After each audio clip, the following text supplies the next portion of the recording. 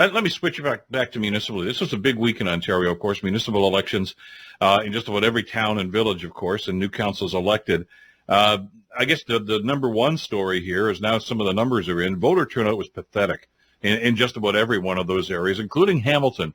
And I guess some people may be surprised by that, John, because there seemed to be, at least in some people's minds anyways, there's this groundswell of, we're going to rise up and do something about the terrible people at City Hall and the terrible people on council. It was a change election. But when 35% of the people show up to vote, it sounds like not a whole lot of people were interested in change or interested in the election at all. Well, I kind of agree with you, Bill. I think the low turnout to some degree contributed to the amount of change we got, in the sense that the kind of voter that might have had a little more of a status quo view of where we're at with council. Those people, I think, are the ones that stayed home, and the really incented voters, the ones that really wanted change, were involved in the 35% or the 34% that did vote. But turnout was terrible, and it's really too bad, because this is a level of government that has much more to do with people's day-to-day lives. And if there's any level of government you should be turning out in large numbers to vote for, it's the municipal level.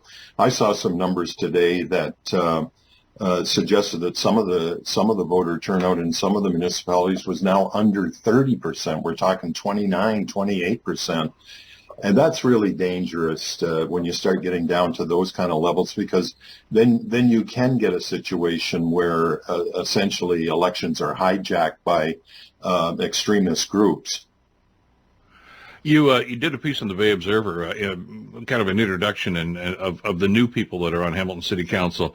There is some political experience. Ted McMeekin, of course, who used to be a councillor and the mayor of Flamborough, and of course an MPP and cabinet minister for many years, is back around the horseshoe at City Hall, representing that area once again.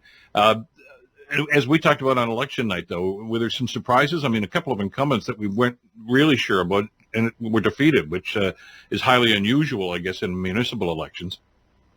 Well, I think we could see some of it coming. I think we knew that, I certainly knew that there was going to be it looked like there was going to be a change in Dundas.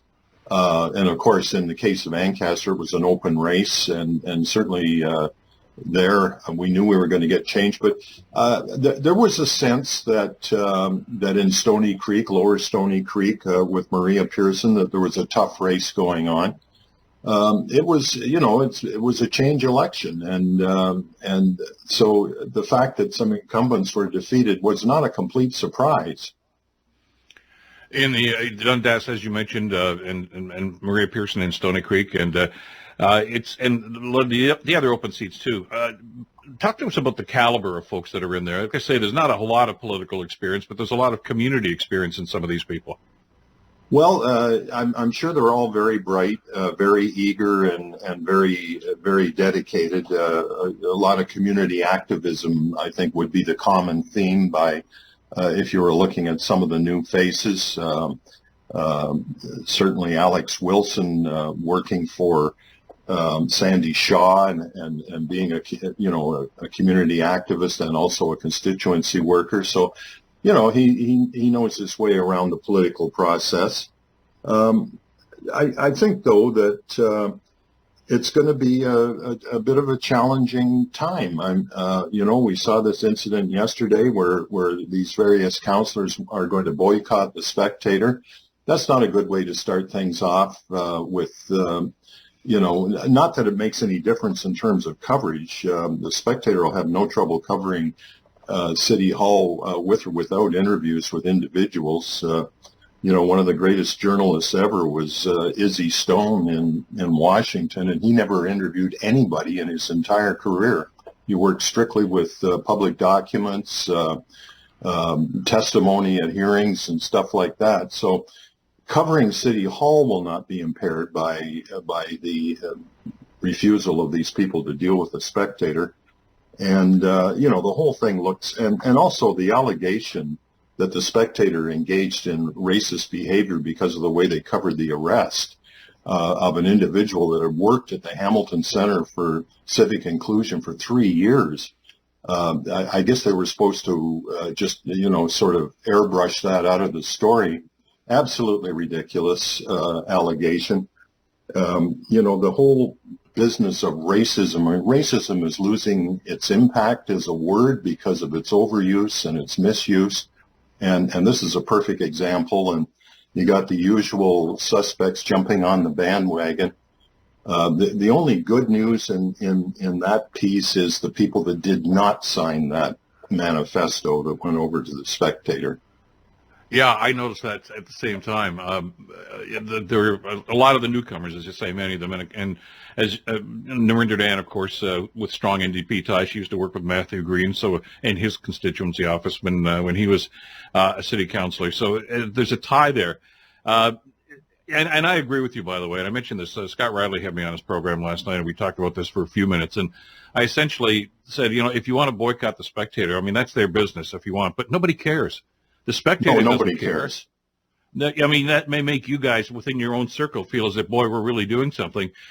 Nobody will notice. Nobody will care. And what you'll notice, by the way, as soon as you start working with other councilors, I can tell you that those people crawl over each other to try to get a quote in the newspaper because people read that, and that's how you get publicity.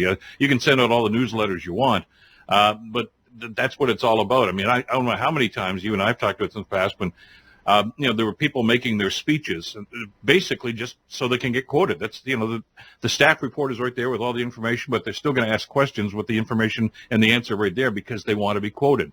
Counselor so-and-so asked this, and that's part of the game that's being played there. So if they think that's something that's below them, they're going to find there's a different atmosphere there once they get into City Hall. And as you say, the Spectator's going to get along just fine without them. I mean, Pierre Poilievre is doing the same thing. I mean, he's not talking to any media. But 45 days now, I guess. The Globe and Mail published today. So did the Star. So did the National Post. They're getting along just fine without him. So I just wonder what point they're trying to make. And Poilievre's name was in all of those publications, oh, sure, regardless of whether he spoke to them or not. So, yeah. It's and then there's talk about the election in Ward 14, dirty tricks. Putting a sign on a boulevard, I'd like to know how many candidates did not have signs in places where they weren't supposed to be. The endorsement, all of that, whether there was an endorsement, and it appears there was not an endorsement and so that was a bit foolish to claim an endorsement when it wasn't there. But none of that. John, you've been covering elections for 5,000 years, and so have I. You know what the story would be is if there wasn't some controversy during an election. There's always sign stealing. There's always, fake promises. There's always, this, that, and the other thing that supposedly is untoward. But, and it all, I'm not suggesting it's right or fair, but it happens all the time. Stuff in brochures that is, well, shall we say, playing fast and easy with the facts sometimes.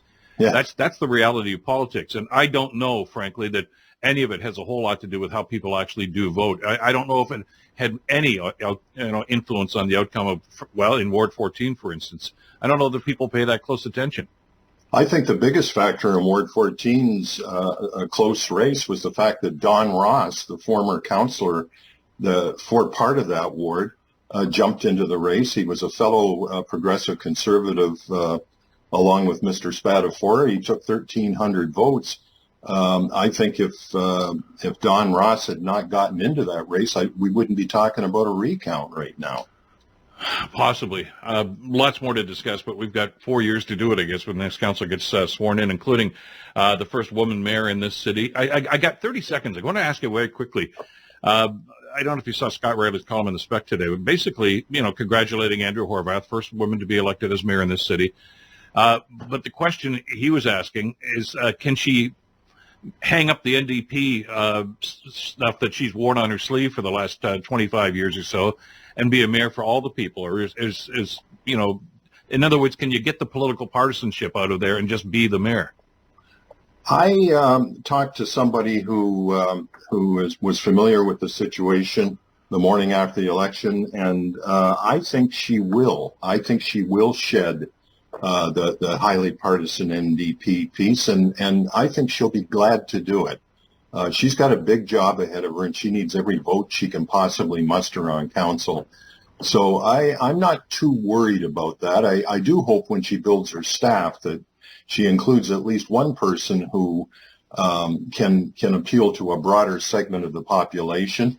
She'll bring some people she trusts and knows with her, but I hope there's some balance in her staff selection so that she can have that broader appeal. But she's got a big job ahead of her, and she deserves our support while she's trying to figure out where the washrooms are at City Hall. Well, I think she knows that already. She's that's former right. councilor. She was there. She got elected in '96. Well, of course they've renovated it, but Yeah. it is a huge job, as you say, and you don't want to see the partisan politics from anybody. That's, I think, one of the things that I've always respected about municipal politics is you try to keep party politics out of there. It sneaks in every now and then, but we're better off without it. I think we're on that table. John, we're going to leave it there. We're just about out of time. Thanks as always, and thanks again for all the help on election night. It's been a heck of a week, and lots more to talk about in the years ahead. My pleasure, Bill. John Best, who of course is the publisher of the Bay Observer covering municipal politics.